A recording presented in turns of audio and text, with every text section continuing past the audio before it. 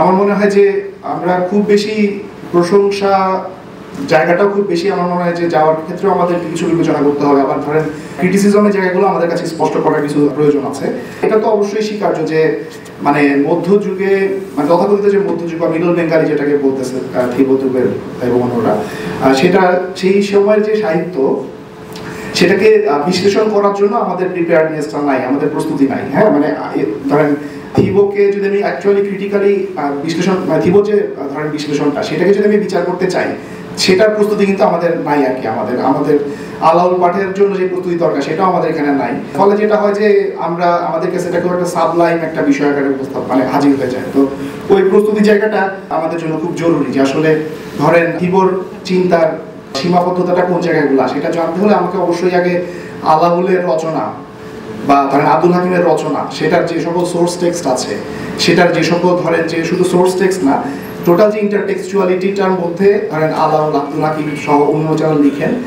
সেটার জন্য ভাষাগত জ্ঞানের দরকার আছে। এবং মাহমুদুর রশিদ ভাই যেটা বললেন যে ধরেন ফর্মাল অ্যানালিসিস বা টেকনিক্যাল বা মেথোডোলজিক্যাল জায়গা, সেই জায়গায় আমাদের ধরেন কম্পিটেন্স বা দক্ষতার অভাব আছে। তবে আমি বলবো যে এক্ষেত্রে মানে একেবারেই আমরা এতটাই গরিব সেটা হয়তো না। হ্যাঁ, মানে আমাদের এখানে ধরেন এর আগে আলাউল নিয়ে আলোচনা করার ক্ষেত্রে যেমন কালিকা রঞ্জন কানুনগো বা এই যে আওয়াধি হিন্দি পটভূমি নিয়ে মমতাজুর রহমান তরফদার, এদের যে আলোচনাগুলো এখানেও মানে যথেষ্ট তাদের যে বহুভাষিক যে জ্ঞান বিদ্যা সেটার যে প্রয়োগ এবং পাশাপাশি তাদের যে মেথোডোলজিক্যাল প্রচেষ্টা সেটাও খুবই আমার মনে হয় যে গুরুত্বপূর্ণ। সাম্প্রতিক সময় হয়তো আমরা দেখতে পাচ্ছি যে যেটা সাউথ এশিয়া স্টাডিজ যেখানে যেটা বিকশিত হচ্ছে, সেখানে এই ধরনের কাজ আরো অনেকে করছেন, যেমন আদিত্য বেল, ওনার কাজ দিয়ে হয়তো থিবো মানে ওনার অনেক ধরনের বাট অনেকে স্টুয়ার্ট, হ্যাঁ, সেই ধরনের গবেষণা যারা করছেন, রেবেকা ম্যানরিং, মানে ওনারা যে ধরনের বিভিন্ন টেক্সট নিয়ে তারা কাজ করছেন, সেখান থেকে হয়তো থিবো অনেক কিছু মানে সেখান থেকে অনেক ধরনের ইন্সপিরেশন গ্রহণ করছেন। তো কাজেই মানে এখানে আমাদের কিছু নাই সেটাও সত্যি না, আবার ধরেন আমাদের মানে যে গরিবিটা সেটা আমাদের এখন স্বীকার করা খুব জরুরি। মানে আমাদের ধরেন বাংলা ডিপার্টমেন্ট আসলেই তো কোনোভাবেই প্রস্তুত না যে মাইকেল মধুসূদনের আগের বাংলা সাহিত্যের যে মানে ধারা, হ্যাঁ, সেটাকে প্রপারলি মানে সেটার সাথে লিপ্ততা চর্চা করার কোনো ধরনের প্রিপারেশন তাদের নাই। এখন আমি যদি একটু আসি যে ধরেন এখানে আমাদের একটা বিষয় বলা দরকার যে আসলে আলাউল আমরা পাঠ করবো কেন, সেটা ধরেন অনেকে বলছেন যে এখানে শব্দ এটার যে ধরেন ধ্বনিগত যে জায়গা সেটা অবশ্যই একটা গুরুত্বপূর্ণ জায়গা, কিন্তু মানে আমাদের আসলে চিন্তাগত জায়গা থেকে, হ্যাঁ, আমাদের যত ধরনের চিন্তাগত অনেক তাৎপর্যপূর্ণ ব্যাপার এই আলাউলের রচনা থেকে শুরু করে আব্দুল হাকিম থেকে শুরু করে আছে। এবং সেই তাৎপর্যটা শুধুমাত্র আমাদের যে ধরেন জাতীয়তাবাদী সাহিত্য পাঠ সেটার বাইরেও আসলে অনেক ধরনের এরিয়া আছে যেটা হয়তো এখন আমাদের জন্য খুব প্রাসঙ্গিক। তো সেটা আমরা যদি লেখাপড়া করি তাহলে হয়তো কিছুটা বুঝতে পারবো। তো এখানে আমি যদি এবার একটু মানে আমাদের আজকের যে আলোচ্য বিষয় যে ধরেন থিবো-দুবেয়ারের যে বইটা নিয়ে আমরা আলোচনা করছি, তো আমরা হচ্ছে যে পশ্চিমে ধরেন একটা বই বের হয় রিচার্ড ইটনের বই, হ্যাঁ, বা থিবো-দুবেয়ার, তারপরে ধরেন আয়েশা ইরানির বই বের হয়, সেটা ধরেন হজম করতেই আমাদের অনেক সময় লেগে যায়। ফলে সেটা যে আমরা ক্রিটিক করব, সেই ক্রিটিক করতে ধরেন আরও আমাদের হয়তো কয়েক দশক মানে রিচার্ড ইটন নিয়ে এখনও আমাদের আসলে ক্রিটিকের একদম একটা ইনিশিয়াল পর্যায়ে মনে যেন যাচ্ছে। কিন্তু ধরেন সেই ক্রিটিকটা হয় যে মূলত ধরেন আমরা ওই বইটাকেই ধরে আমরা ক্রিটিক করি, কিন্তু আমাদের পরের স্টেপটা হবে সেটা হচ্ছে যে মানে তার মেথোডোলজিক্যাল সীমাবদ্ধতা। আর এখানে একটা বিষয় বলা দরকার যে আসলে মেথোডোলজি যে ব্যাপারটা ধরেন থিবো-দুবেয়ারের একটা মেথোডোলজি ফলো করে তিনি ধরেন ফিলোলজির দিক থেকে তিনি প্রিপেয়ার্ড আছেন এবং তিনি হিস্টোরিক্যাল যে ডায়াক্রনিক অ্যানালিসিস, হ্যাঁ, সেটা তিনি করছেন। অর্থাৎ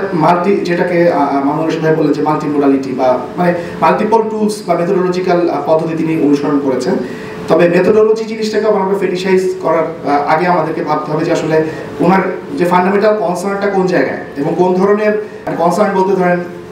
যেটাকে আমরা বাংলায় বলতে পারি গরজ, হ্যাঁ, মানে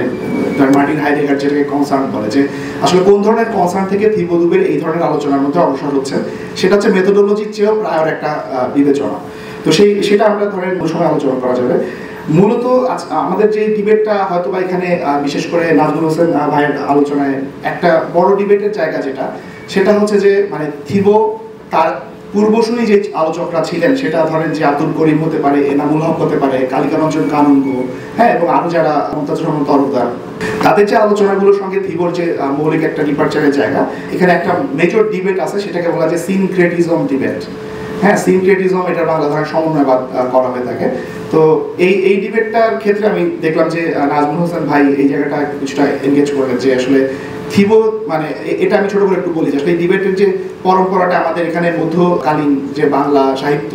সেখানে এই ডিবেটটা একটা বড় ডিবেটের জায়গা, এবং আমি আশা করবো যে যারা এটা নিয়ে আলোচনা পরবর্তীতে আরো লিপ্ত হবেন তারা এই ব্যাপারটা নিয়ে এনগেজ করবেন যে আসলে হোয়াট ইজ দ্য মানে সিনক্রেটিজম ডিবেটটা কি। এই ডিবেটটা হয়তো বা অনেক আগ থেকে আসতেছে, যেমন ধরেন 19 শতকে যে হামিদুল্লাহ খান চট্টগ্রামের ইতিহাস লিখতেছেন, ওরাও বলতেছে যে থিবো মানে আলাউল হচ্ছে যে আপনার মানে হিন্দুয়ানি সংস্কৃতির সঙ্গে তার এক ধরনের মিশ্রতা আছে। মানে ফলে দেখা যাচ্ছে যে এটা শুধুমাত্র আধুনিক যে ন্যাশনালিস্টিক জায়গা থেকে, যেটাকে আমরা বলতে পারি যে কংগ্রেসের যে ন্যাশনালিজম, যে হিন্দু মুসলমান মিলন, হ্যাঁ, বা একটা সমন্বয়বাদী সংস্কৃতি, সেই জায়গা থেকে যে শুধুমাত্র সিনক্রেটিজমের আলাপটা উঠেছে, এবং পরবর্তীতে এক ধরনের পোস্ট ন্যাশনালিস্ট জায়গা থেকে ধরেন থিবোরা আলোচনা করতেছে। হ্যাঁ, সেখানে ধরেন সিনক্রেটিজম নিয়ে একটা ডিবেট আছে, কিন্তু এটা আসলে অনেক বড় আকারের একটা ডিবেট। আমাদের জাতীয়তাবাদ বলেন, আমাদের যে সাহিত্য এবং সংস্কৃতির যে নির্মিতিটা ঘটছে, সেটার মধ্যে আসলে এই ডিবেটটাকে আমরা একটু বড় পরিসরে বিবেচনা করব। তো এখানে ধরেন আমরা যদি ডিবেটের যে মানে ওভারঅল যে মানে পরিধিটা, সেটা যদি আমি বিবেচনা করি, সেটা হচ্ছে যে বিশেষ করে আমি যদি ইসলামী সুফিজম মানে সুফি যে টেক্সটগুলা, এটা নিয়ে এই ডিবেটটা কিভাবে গঠিত হয়েছে সেটা আমি জাস্ট ছোট করে বলবো যে আপনারা দেখবেন যে টনি কে স্টুয়ার্ট বলে একজন বড় বিশেষজ্ঞ আছেন, বিশেষ করে বৈষ্ণব যে সাহিত্য সেটার ব্যাপারে টনি কে স্টুয়ার্টের অনেক ভালো কাজ আছে, এবং পাশাপাশি ধরেন সত্যপীর, হ্যাঁ, মানে মিডল বেঙ্গল লিটারেচারের একটা বেশ বড় কর্পাস নিয়ে টনি কে স্টুয়ার্ট একজন খুব বড় গবেষক। তো ওনাদের একটা আলোচনা আছে যে মধ্যকালীন যে বাংলার যে সাহিত্য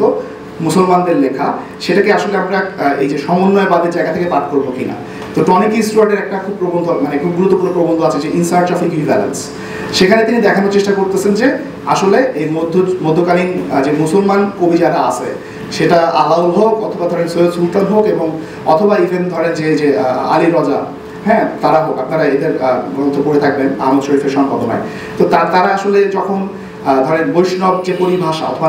নাথ যে পরিভাষা অথবা তান্ত্রিক যে পরিভাষা, এগুলো যখন তারা ব্যবহার করেন, সেটার মধ্যে আসলে হিন্দু সংস্কৃতি তথাকথিত যে মানে হিন্দুর এই পরিভাষাটাও তো ধরেন অনেক পরবর্তীতে হয়তো এটা একটা ক্রিস্টালাইজ হয়েছে আদমশুমারি এবং অন্যান্য কলোনিয়াল ধরেন জ্ঞানগত প্রক্রিয়ার মধ্য দিয়ে, কিন্তু মানে হিন্দু আইডেন্টিটির মানে এই আইডেন্টিটিটা তো আমরা অনেক আগ থেকে পাচ্ছি, সেই আমির খসরু বা তারও আগ থেকে পাচ্ছি আমরা। তো প্রশ্নটা হচ্ছে যে যখন আলী রজা অথবা আলাউল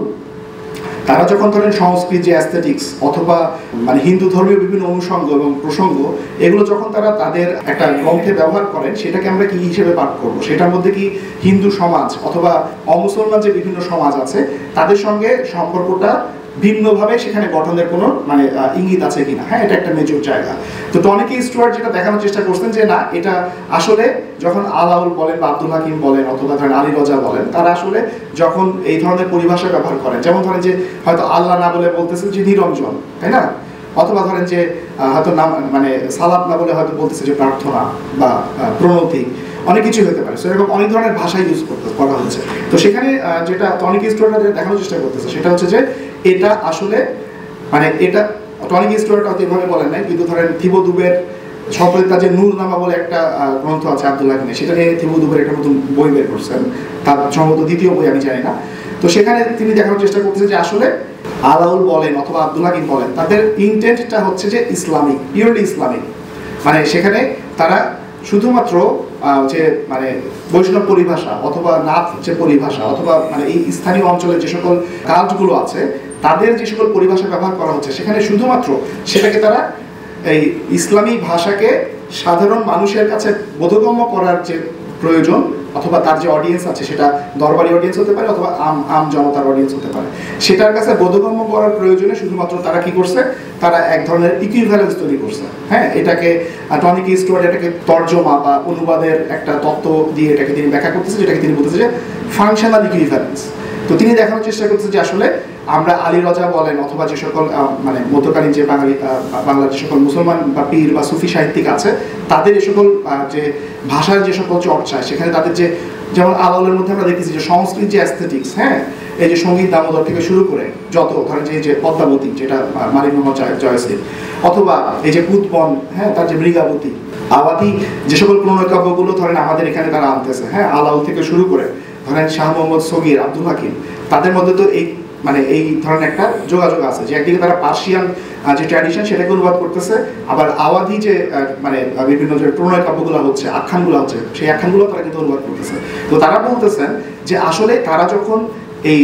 মানে বৈষ্ণব শব্দ ব্যবহার করেন অথবা নাথ শব্দ ব্যবহার করেন, এটার মধ্যে আসলে বৈষ্ণব অথবা যে স্থানীয় যে সমাজ তাদের সঙ্গে কোনো সংযোগ রচনা করা বা তাদের সঙ্গে কোনো মৈত্রী রচনা করা এই ধরনের কোনো ইন্টেন্ট সেখানে নাই। বরং টনিকি স্টুয়ার্টের মধ্যে যতটা না, তার চেয়ে বেশি পরিমাণে থিবো এবং আয়েশা ইরানির আলোচনা আমরা দেখতে পাচ্ছি যে তারা দেখানোর চেষ্টা করতেছেন যে আসলে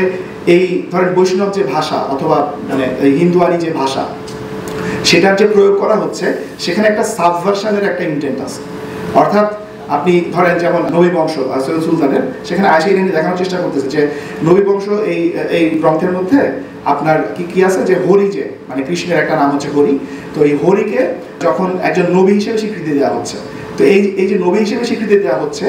নবীদের পরম্পরার মধ্যে হরিকে দেখানো হচ্ছে, সেটাকে এক সময়ে ধরেন যারা আমি যেটা বলতেছি যে কংগ্রেস ন্যাশনালিজম বা হিন্দু মুসলিম মিলনের যে একটা এক ধরনের পুরাতন যে সমন্বয়বাদী চিন্তা, সেখানে সেটাকে দেখানো হচ্ছিল যে এটা একটা মানে সমন্বয়বাদ, অর্থাৎ হিন্দু মুসলমান মিলনের একটা চিহ্ন, একটা ইঙ্গিত। কিন্তু আয়েশা ইরানি এবং থিবো দুবের তারা যেটা দেখানোর চেষ্টা করছে মানে একাধিক উদাহরণে, যে আসলে এটার মধ্যে হিন্দু মুসলিম মিলনের কোনো ব্যাপার তো নাই, বরং হরিকে এখানে একটা অ্যান্টি হিরো হিসেবে দেখানো হয়েছে। আবার যখন আব্দুল হাকিমকে নিয়ে মানে থিবো দুবের আলাদা আলোচনা করছেন, ছোট একটা প্রবন্ধ আছে, সেখানে তিনি দেখাচ্ছেন যে ইউসুফ যিনি আমাদের ধরেন ইসলামের নবী এবং বনি ইসরায়েল ইহুদিদের যে নবী, হ্যাঁ, তার যে মানে তাকে নিয়ে যখন আব্দুল হাকিম রচনা করতেছে এবং আয়েশা ইরানি দেখাচ্ছে যে ইউসুফকে নিয়ে যখন আপনার শাহ মোহাম্মদ সগীর যখন লিখতেছে কবিতা, সেখানে তারা যেটা করতেছে যে ইউসুফকে তারা অ্যান্টি কৃষ্ণ আকারে দেখাচ্ছেন। তো সেটার জন্য কিন্তু তারা বিস্তর আপনার মানে বিচার বিশ্লেষণ হাজির করছেন। ফলে এক কথায় সেটাকে আমরা ধরেন গ্রহণ বা খারিজ করতে পারবো না, আমাকে ওই বিশ্লেষণের সঙ্গে এনগেজ করতে হবে। শুধুমাত্র ওই বিশ্লেষণের প্রতি মুগ্ধতা অথবা শুধুমাত্র বিতৃষ্ণা দিয়ে তো সেটা আমরা মানে মোকাবেলা করতে পারবো না। তবে কিছু জায়গায় আমাদের মানে আমি ধরেন মানে কিছু জায়গায় আমি ছোট ছোট কিছু সমালোচনা করে আমি আমার আলোচনাটা শেষ করে দিতে চাই। প্রথম যে জায়গাটা সেটা হচ্ছে যে ধরেন যে এই যে মানে সমন্বয়বাদের যে ধরেন একটা পুরানা যে ধরেন ফ্রেমওয়ার্ক, সেটা থেকে যখন থিবো দুবের বের হয়ে আসতেছে,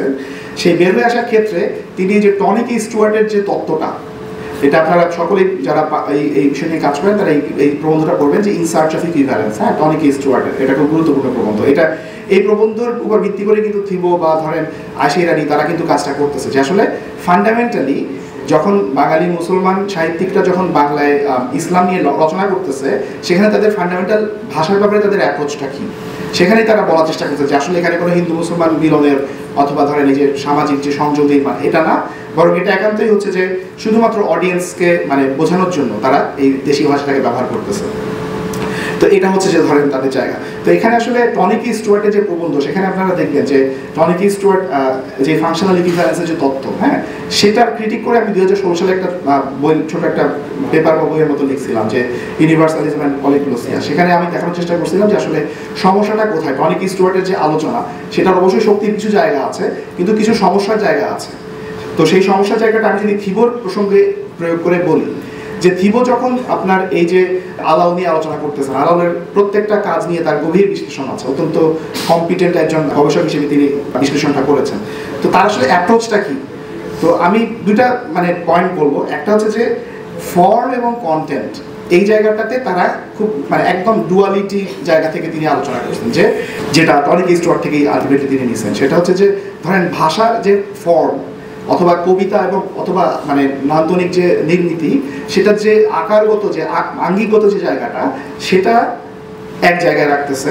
থিবো অথবা টনিকি স্টুয়ার্ট অথবা আয়েশা ইরানি, এবং সেটার ভেতরে যে কন্টেন্ট আছে সেটাকে তিনি একেবারে আলাদা মানে আধেও যেটাকে বলা হয়, সেটাকে তিনি একেবারে আলাদা করে ফেলতেছে। এবং যেটা দেখানোর চেষ্টা করতেছে তারা সব সময় যে টনিকি স্টুয়ার্ট, থিবো এবং আয়েশা ইরানি, সেটা হচ্ছে কি যে ফর্মের জায়গা থেকে আলাউল অথবা শাহ মোহাম্মদ সগীর অথবা আব্দুল হাকিম অথবা আলী রাজা, তারা ফর্মের জায়গা থেকে দেশীয় যে বৈষ্ণব